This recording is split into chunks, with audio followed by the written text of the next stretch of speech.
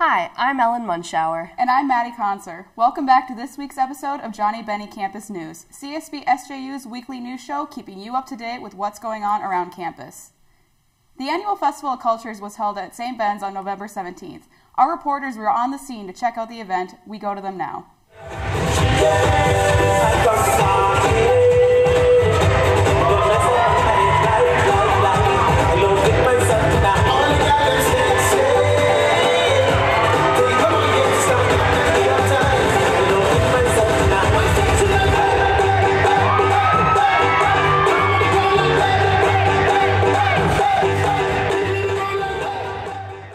So Festival of Cultures is an opportunity for us to celebrate the cultures that we have on campus, but also some of the cultures that some of our students may have experienced while they were abroad, or some of the cultures that they themselves identify with that don't necessarily mean a specific country.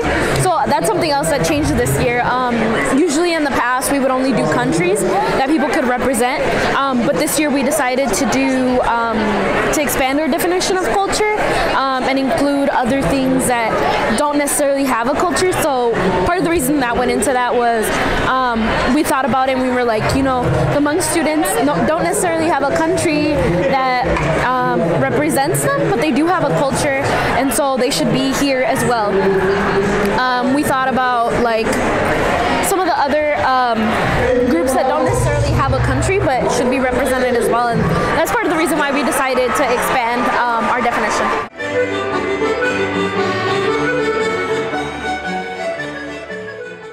ASA is basically a student-run organization on campus, and our main mission is to spread awareness about different African cultures in Africa, different countries in Africa, and to spread awareness about African heritage. Do you know the recipe for sweet potato pie?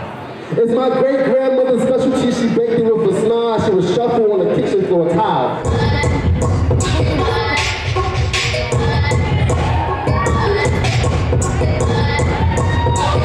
And I just really love how everybody's here today wanting to know more rather than just doing it in ways that are inappropriate or what is known as cultural appropriation, and that's something I really like emphasizing. But everyone who's here today, I'm just so happy that they're here and wanting to learn new cultures from all the types of or different parts of the world. So we are PRISM, we are the Education and Awareness Club at CSB-SJU, and so we mostly bring awareness to issues facing the LGBT community, not only at St. Ben, St. John's, but also in Minnesota and across the world.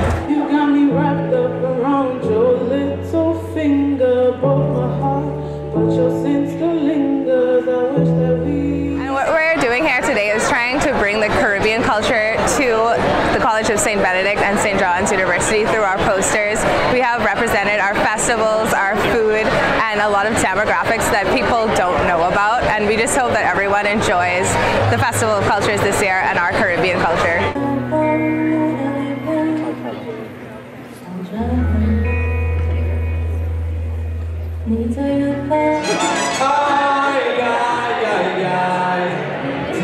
Canta y no llores, porque cantando se alegran ciento lindo los corazones.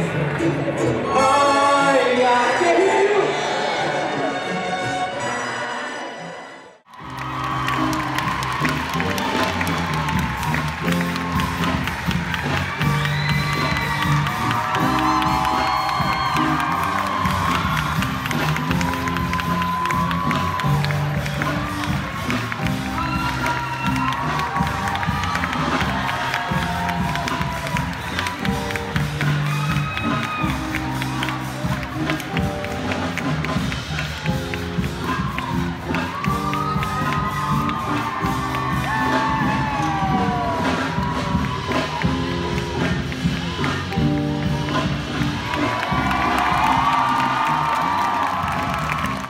There are a lot of events on campus, and with the semester moving into its final weeks, make sure to get involved before break.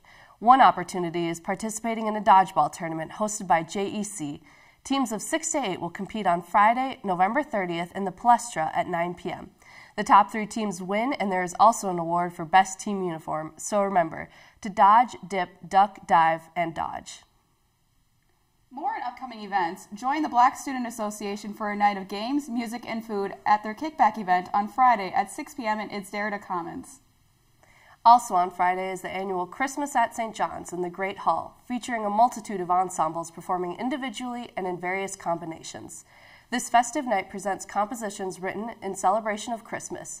Throughout the concert, in the good old-fashioned tradition, the audience will be invited to join all the choirs and orchestra in singing a number of favorite Christmas carols. They have an additional performance on Saturday at 2 p.m. and then a performance in the Basilica of St. Mary at 8 p.m. that night. The celebration of Hmong New Year is on Saturday, where the public and the CSB-SJU community are invited to experience Hmong culture and celebrate the upcoming New Year. There will be a performance, a fashion show, a photo booth, a history booth, and a raffle ticket booth. There will be food provided in a ball toss game. Dinner is from 5 to 6 p.m., but there will be performances continuing into the night. The annual holiday dinner is coming on Wednesday, December 5th. Students must present their ticket at their seating time in Gretzky. Time span from 4:45 to 7 p.m. Make sure to make time to enjoy one of the best meals offered on campus. There are many opportunities to get performing FAEs as music groups start their final performances for the semester. Make sure to keep an eye on your emails or check the school website for upcoming performances. For off-campus events, join our community for the Downtown St. Joseph Winter Walk the evening of Friday, November 30th from 6 to 7:30 p.m. There will be music, refreshments, crafts, and festivities. Explore evening specials at participating businesses and see a Christmas tree lighting ceremony. Next, we go to our reporter, Janie Heitner, who spoke with CSB-SJU administration about this year's low enrollment. Let's check it out. This year the incoming classes were certainly less than the anticipated goals were. I came in obviously right at the end of the cycle this past year, but across both campuses at St. John's, we fell about 50 students short of what the goal was. Primarily that was new student shortfalls. At St. Ben's, it was right around little shy of 100 students, primarily, again, new student enrollments and then some continuing student enrollment as well. There are many other schools, public and private, that had years very similar to ours. It was our turn, maybe, to have a year where it wasn't quite what we expected from a goal standpoint. But again, lots of things that we're working on right now to change that. But John, if you want to speak a little more to the St. Ben's and St. John's have been characterized mostly over a long period of time as being remarkably consistent in our enrollment. But we're part of the Minnesota Private College Council. We're 2 of 17 member colleges in that association, and all of them, nearly all of them, have had this kind of experience in one year or another. The marketplace is extraordinarily competitive. There are many choices. There are many good choices that students consider. You can learn 2 things when you don't meet your goal of why that happened. It may have happened because the way your admission practice wasn't what it ought to be. The other way would be to say that you have fundamentally shifted in the market, that the way people understand you is different.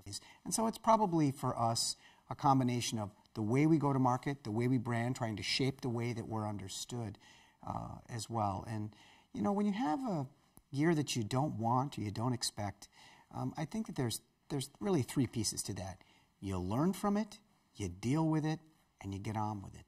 It is something as a matter of a budget issue that we have to be really attentive to, that in a couple of ways. One is how we manage it this year, but a small class is with you for 4 years. And so we need to be attentive to this across 4 years and make wise budget choices that allow us to live within our means, but that still allow us and position us to deliver the extraordinary education that students do expect and should expect. Thanks, Janie. To finish up this week's episode, we go to Brandon Oxley in the studio to update us on Bennie and Johnnie Sports. How are our student athletes doing this week, Brandon? Well, they're doing exceptional. Johnnie basketball took a big win in their MIAC opener against Bethel with a final score of 90-55. As a team, SJU was red hot, shooting just shy of 70% from the field. The next game is Saturday, December 1st at Gustavus. Despite a game-high 12 points from sophomore point guard Megan Thompson, Blazer basketball fell in a 77-52 loss against UW Superior. Looking to get back in the win column, they have a 1 o'clock game on Saturday, December 1st against Gustavus. After a 45-24 win over Whitworth, Johnnie football will take a trip to Belton, Texas, where they will clash with Mary Hardin-Baylor in efforts to advance to the semifinal game. The game will take place on Saturday, December 1st at 12 p.m. First year, Julia Pius scored an equalizing and final goal of the CSB hockey game in the second period of their matchup with St. Olaf. They will go on to a scoreless third period and overtime to finish in a tie. They have back-to-back away games, both at St. Mary University, the first one tonight at 7 p.m., and the following game is tomorrow, December 1st at 2 p.m. Johnnie Hockey also finished with a tie, 1-1, in their previous game against Marian University. Their next contest is back-to-back home games against St. Mary University, the first tonight at 7, and the second is tomorrow at 2 p.m. SJU Swim and Dive heads to the Rochester Invitational this weekend, starting tonight at 5 p.m. and continuing through the weekend. That's all for JBCN Sports. I'm Brandon Oxley. Let's go back to the desk. Thanks, Brandon. That's all we have for this week. I'm Maddie Conser. And I'm Ellen Munschauer, reporting for Johnnie Bennie Campus News. Make sure to check back next time to stay up to date with what's going on around campus.